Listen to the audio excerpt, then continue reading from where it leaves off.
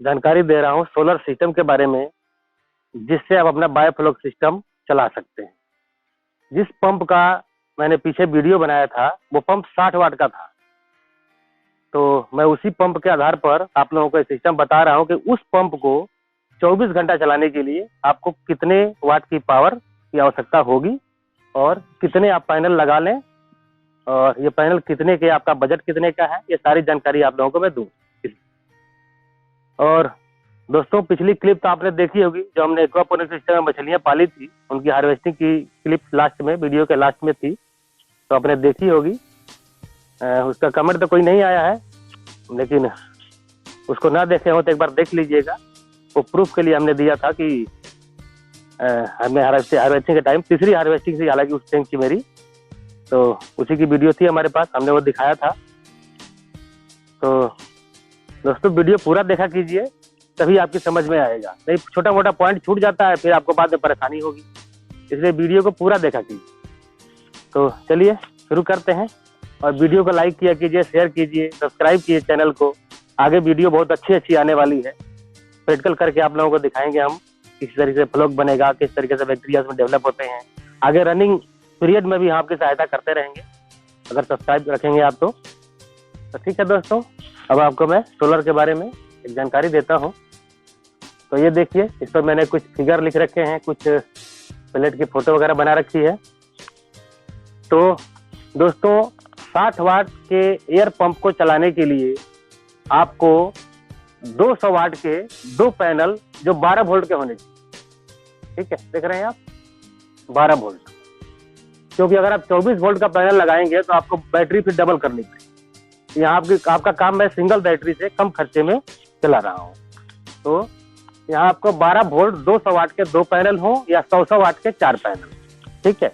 और सब पैनलों को आप पैरेलल में कनेक्ट करेंगे आपस में, यानी प्लस साथ में, सबका प्लस साथ में और सबका माइनस साथ में। तो वो आपका एक तार आएगी, दोनों का चारों का जब पैरेलल में करेंगे, जैसे ये 2 हैं, इनके 2 का ही बताता हूँ मैं, इनके प्लस आपस में ज्वाइंट कर दिए और इनके माइनस आपस में ज्वाइंट कर दिए, ठीक है। यहाँ से कनेक्शन आया चार्ज कंट्रोलर में, और चार्ज कंट्रोलर से कनेक्शन बैटरी में आ गया। इससे आपकी बैटरी सेफ रहती है। चार्ज कंट्रोल जरूर लगाना चाहिए, नहीं भी लगाए तो कोई दिक्कत नहीं है। वैसे आपको 20 एम्पियर से थोड़ा ज्यादा का 30 एम्पियर का जरूरत पड़ेगा इसमें, 30 एम्पियर का चार्ज कंट्रोलर इसमें चाहिए होगा आपको। तो दोस्तों, क्या होता है कि सोलर का एक सिद्धांत होता है कि वो अपनी कैपेसिटी का सिर्फ 70% ही काम करता है, फुल कैपेसिटी में कभी काम नहीं करता हो।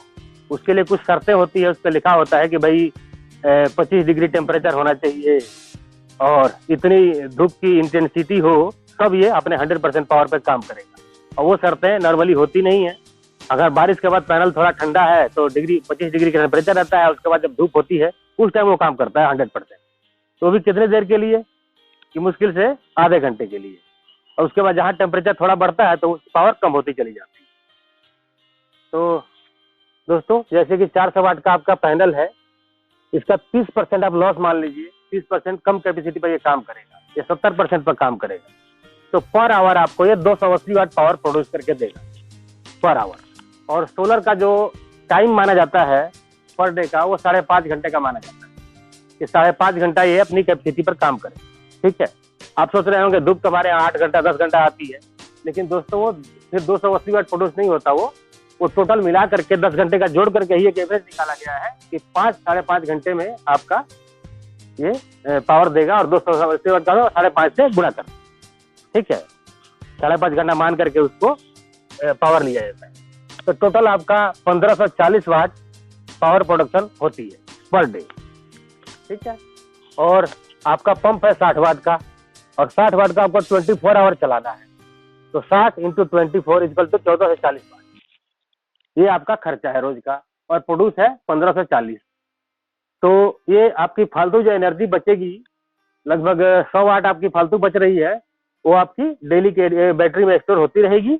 और जिस दिन थोड़ा बहुत बदरी वगैरह होगी, बादल वगैरह होंगे, उस दिन सोलर नहीं बनेगा, उस दिन आपका ये कवर कर लेगा इस चीज को। और अगर आप अपने सोलर को 100% प्रोडक्शन पर चलाना चाहते हैं कि हमारा सोलर पूरे 400 वाट ही काम करे, तो उसके लिए आपको MPPT चार्ज कंट्रोलर लगाना पड़ेगा। उसका यही गुण होता है कि वो 100 तो नहीं लेकिन 80 से ऊपर 85 तक आपको प्रोड्यूस करके देगा। जैसे ये जहाँ पे 15 से 40 बन रहा है, ये आपका लगभग 1800 वाट तक पावर इससे बन जाएगी। अगर आप MPPT चार्ज कंट्रोलर इस्तेमाल करते हैं, वो थोड़ा महंगा है। तो दोस्तों अब आपको मैं दिखाता हूँ कि इनके रेट आपका क्या पड़ेगा, बजट क्या है टोटल। तो 200 वाट के 2 पैनल आपको लगभग 16,000 रुपये का मिल जाना चाहिए। अगर लोकल मार्केट से भी लेते हैं तो लगभग 17,000 मान लीजिए, इससे ऊपर नहीं होगा।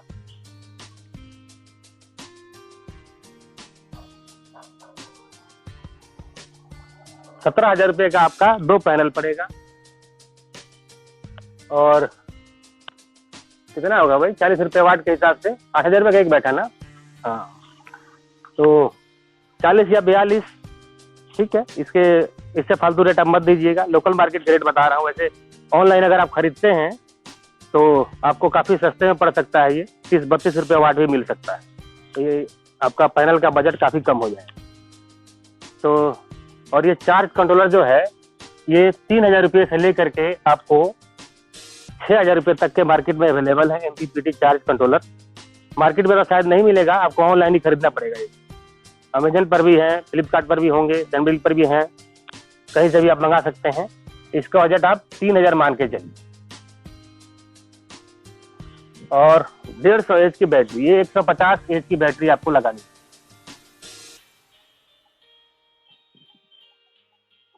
एक 150 एम्पियर आवर, ये लगभग 1.8 यूनिट पावर को अपने अंदर स्टोर करके रखती है। अब इसकी भी कैपेसिटी का आप 70% ही मान के चलिएगा कि आपका यूज होगा। बाकी 30% वो बैटरी के स्टोरेज में रहता है, उसको आप यूज नहीं कर सकते हैं। उसको अगर आपने यूज कर लिया तो हो सकता है बैटरी फिर चार्ज करने में दोबारा दिक्कत आए। तो दोस्तों ये ध्यान रखिएगा कि आपने इसके वोल्टेज को 11 वोल्ट से नीचे नहीं आने देना है, क्योंकि डीसी आप चला रहे हैं और डीसी में पता नहीं चलता है कि बैटरी कब वोल्टेज डाउन हो गई। तो आप टाइम टू टाइम इसके वोल्टेज को चेक करते रहिए। अगर बदली वाला दिन है, अगर बैटरी से ज़्यादा पावर उठ रही है तो आपको वोल्टेज चेक करते रहना पड़ेगा। तो वैसे 10.5 तक भी अगर वोल्टेज है तो दिक्कत नहीं है, लेकिन उससे अगर नीचे जाती है तो आपकी बैटरी की लाइफ जो है वो काफ़ी कम हो जाती है। तो वोल्टेज कभी भी 10.5 से नीचे ना आने दीजिएगा। वैसे इसको चेक करने के लिए कोई 150 रुपये का एक मल्टीमीटर ले लीजिएगा, वोल्टेज चेक होता है उससे आगे प्रॉब्लम नहीं रहेगी। उसको टाइम टू टाइम 3-4 दिन या बदली वगैरह दिन है तो चेक कर लिया कि भाई वोल्टेज बैटरी की कंडीशन क्या है। फिर आपको अलग से उसके लिए चार्जर का इंतजाम करना पड़ेगा। अगर बिजली है किसी के पास, नहीं तो छोटा मोटा एक जनरेटर भी रख सकते हैं, कहीं से चार्ज करवा सकते हैं। कई ऑप्शन है, लेकिन आपको वोल्टेज को 10.5 से नीचे नहीं आने। तो दोस्तों ये तो चार्ज कंट्रोलर के प्राइस 3,000 रुपये और 150 एच की बैटरी आपको 12,000 से लेकर के 14,000 रुपये की रेंज में मिल जाएगी, अलग अलग क्वालिटी की। एक साइज की बैटरी मेरे ख्याल 14,000 रुपये की मिल जाएगी। उसी में एक साइज में भी एक इनवा ट्यूबुलर है, वो लेंगे तो शायद 15,000 की मिलेगी वो। और इसे चलिए 14,000 मान लेते हैं इसकी प्राइस हम। और किसी और कंपनी का लेंगे तो एक मेरे ख्याल लुमिनस की थोड़ी सस्ती पड़ जाएगी आपको। लुमिनस की 12,000, अलग अलग मॉडल के हिसाब से, उसके भी 15,000 भी है, 12,000 भी है। हम इसको एक 14,000 रुपये का एवरेज पकड़ लेते हैं कि बढ़िया अच्छा मॉडल, मतलब किसी भी कंपनी का बढ़िया मॉडल आपका 14,000 रुपये के आसपास मिले। और बाकी तो इसमें कुछ लगना नहीं है, एक थोड़े बहुत तार वगैरह का खर्चा है। तो देखिए तार का ध्यान रखिएगा। तार इसमें ये जो मेन तार वायर होगी ये 6 mm से कम ना हो, ठीक है। ये एक जरूरी ध्यान रखिएगा, तो बाद में आप लगा लेंगे फिर परेशान होंगे, क्योंकि 4 mm की वायर इतने करंट को कैरी करने के लिए नहीं होगी। वोल्टेज काफी कम है, वोल्टेज 12 वोल्ट है, इसलिए आपको तार तो मोटी ही लगानी पड़ेगी। तो 6 mm मिनिमम कॉपर की वायर आपने लगानी है, यहाँ पे यूज करना है कनेक्शन के लिए, चाहे वो चार्ज में जा रहा हो या चाहे वो चार्जर से बैटरी में जा रहा हो, ठीक है। तो दोस्तों ये आपको मोटा मोटा देखते हैं कितना खर्च आ रहा है इस पे। 0 0 0 7 3 10 4 14 4, ये 34,000 रुपये आपका खर्च होगा। और आपका बायोफ्लॉक सिस्टम जो लगभग 40,000 लीटर पानी, और जिसमें लगभग 3 टन पर बैच के हिसाब से आप मछली पालन कर सकते हैं। एक बैच में 40,000 लीटर पानी है तो लगभग 3 टन मान के चलिए कि आप प्रोडक्शन उससे ले सकते हैं प्रति बैच। अगर आप सेकंड बैच भी ले लेते हैं तो बहुत बढ़िया। ये तो वैसे एक बैच तो गारंटेड है कि गर्मी के दिनों में हम एक बैच निकाल लेंगे। ठंड के दिनों में कैसे हम टेम्परेचर को मेंटेन करें, इसके बारे में अगली वीडियो आपको वही दे देते हैं कि ठंड के दिनों में हम टेम्परेचर को आगे मेंटेन कैसे करें। अभी हम वीडियो इसलिए डाल रहे हैं कि लोग अभी से उसका तैयारी करके अभी शुरू कर देंगे, लेकिन शुरुआत में आप जुगाड़ टेक्निक नहीं आजमा सकते। ठीक है, हाँ, आपने पहला बैच निकाल लिया, थोड़ा सा आपको रनिंग में चला रहे हैं, एक्सपीरियंस हो गया, तो आप ठंड के लिए एक अलग से जुगाड़ करके दूसरा बैच निकाल सकते हैं। लेकिन पहला ही बैच आप मुसीबत में पड़ जाएगा। अभी किसी का फ्लोक नहीं बन पा रहा, लगभग परेशान वैसे हुए पड़े हैं। मैं यहाँ बना दूं कि ऐसे ऐसे आप डाल दीजिए और आपका फ्लोक बन जाएगा। ठीक है, बन जाएगा, आप हीटर पे का इंतजाम कर लेंगे, लेकिन प्रोडक्शन में कैसे करेंगे? मेन दिक्कत वहाँ है कि प्रोडक्शन में किसी का फ्लोक कामयाब नहीं है। सब वाटर एक्सचेंज के सहारे जी रहे हैं। अगर थोड़ा बहुत किसी ने मछली डाल रखी है तो कोई 4 पीस डाल के दिखा रहा है, कोई 2 पीस डाल के दिखा रहा है। सर 2 पीस और 4 पीस से थोड़ी ना प्रोडक्शन होगी। आप पूरी प्रोडक्शन करके दिखाओ, उसमें डालो जितनी कैपेसिटी है उसकी 1000 पीस 2000 पीस की कैपेसिटी में डाल के दिखाओ, तब ना मानेंगे कि आपकी मछली सर्वाइव कर रही है। 4 पीस 6 पीस डाल दिया, दिखा दीजिए हमारी मछली सर्वाइव कर रही है। 100 पीस तो 3000 लीटर का टैंक में आप 500 पीस तो वैसे रख सकते हो, रख दो, कुछ नहीं होगा मछली को। तो दोस्तों प्रैक्टिकली जो है वो यही है कि अभी आप लोग फरवरी माह तक रुक जाएं। मार्च से आप लोग इस बारे में कोशिश करना, जो हम आपका साथ साथ ही करेंगे, आपको बताते रहेंगे, गाइड करते रहेंगे। और ये आपका सोलर का बजट है, जिसके पास बिजली का इंतजाम नहीं है उसके लिए। इसमें अगर आप बिजली का इंतजाम है या फिर भी आप सोलर रखना चाहते हैं बैकअप के रूप में, तो इसके लिए आप ये कर सकते हैं कि इसके बीच में चार्ज कंट्रोलर के बाद एक इन्वर्टर लगा सकते हैं यहाँ पर। ठीक है, इन्वर्टर से आप पावर आउटपुट कर लीजिए और वो एसी देगा। इन्वर्टर आपको 220 वोल्ट एसी देगा और वो बिजली से भी चार्ज होगा, बैटरी सोलर से भी चार्ज होगा, और उसको एक अलग ही रख दीजिए आप। ठीक है, तो उसमें आप एसी पंप भी इस्तेमाल कर सकते हैं और डीसी भी इस्तेमाल कर सकते हैं, बैटरी से डायरेक्ट कनेक्शन लेकर के।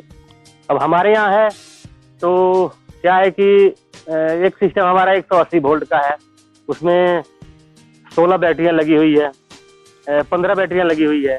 दूसरा सिस्टम है वो 48 वोल्ट का है, उसमें 4 बैटरियां लगी हुई है। और सिंगल बैटरी से आप कनेक्शन नहीं ले सकते कभी भी। अगर जो आपका सिस्टम है उसमें चाहे कि एक बैटरी से हम कनेक्शन लेके अपना चीज चला लें तो आपका पूरा सिस्टम अनबैलेंस हो जाएगा। अगर आपके पास 48 वोल्ट का सिस्टम है तो फिर आप एसी चलें, एसी पंप इस्तेमाल कीजिए। ठीक, तो दोस्तों हम भी इसके लिए डीसी सिस्टम के लिए एक अपना सोलर अलग से ही हमें लगाना पड़ेगा। ये सिस्टम जो हमारा लगा हुआ है एसी के लिए, इसलिए मैं एसी पंप का इंतजार कर रहा हूँ। आज आने वाला था, आज नहीं आया, इसका मतलब कल आएगा। तो एसी पंप शुरुआत में मैं इस्तेमाल कर रहा हूँ, क्योंकि एसी तो हमारे यहाँ जनरल अवेलेबल है, ये ग्रिड नहीं है, सोलर की ही एसी अवेलेबल है। तो अभी डीसी जब इंस्टॉल करेंगे तो आप प्रैक्टिकली देख लेना किस तरीके से हमने प्लेटें फिट की हुई है, कहाँ एक बैटरी, वो सिंगल बैटरी में चले गए तो इसके लिए सिंगल बैटरी चाहिए। हमारा जो सिस्टम है वो सब उसमें ज़्यादा बैटरियाँ लगी और किसी एक को डिस्टर्ब नहीं कर सकते उसमें से। तो ठीक है दोस्तों, वीडियो थोड़ी लंबी हो रही है और मुझे ध्यान नहीं था कि इतनी लंबी हो रही है, तो अब पूरी तरह आशा है कि आप पूरी तरह समझ गए होंगे।